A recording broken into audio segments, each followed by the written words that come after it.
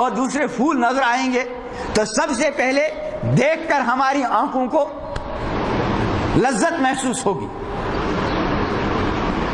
اور پھر اور قریب گئے تو اس کی خوشبو سے ہمارا دماغ کیا ہوگا؟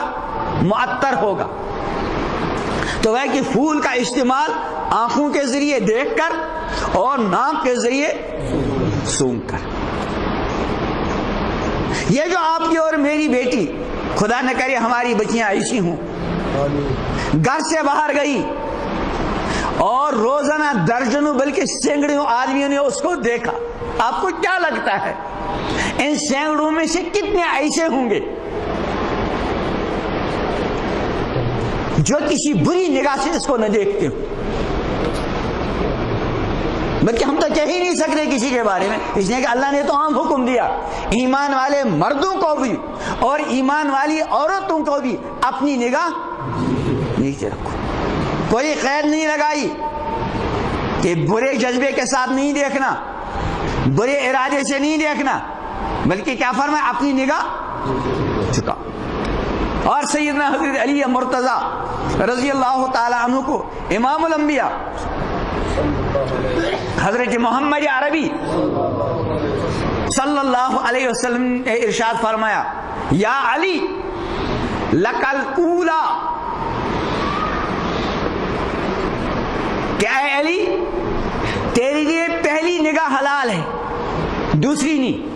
بتا حضرت علی سے بڑھ کر کون متقی اور پرہیزگار ہوگا؟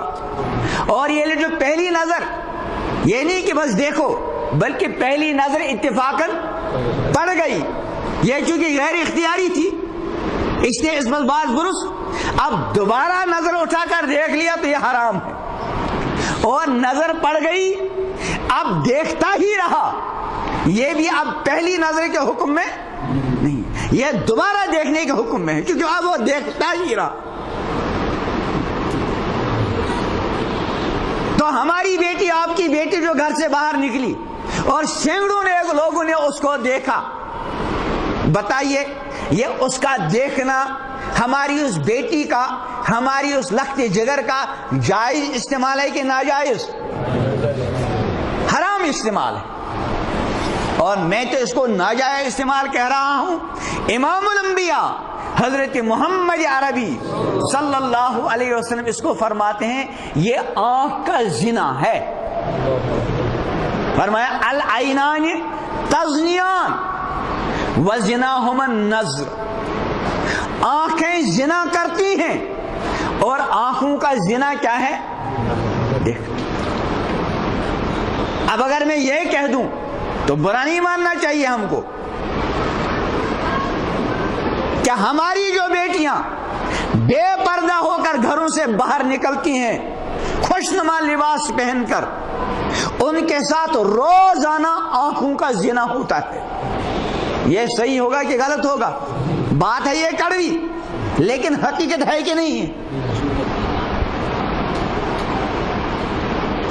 اور میں کہا کرتا ہوں کہ ہماری وہ بیٹی، ہمارے گھر کی وہ خاتون جو فیشنی اور خوشنما لباس پہن کر گھر سے باہر جاتی ہے، وہ بزبان حال یہ اعلان کرتی پھرتی ہے، ایک ہوتا ہے بزبان قال اور ایک ہے بزبان قال کا مطلب زبان سے کہے، اور حال کا مطلب زبان سے تو کچھ نہیں کہے لیکن اس کی حالت ہی بتلا رہی ہے۔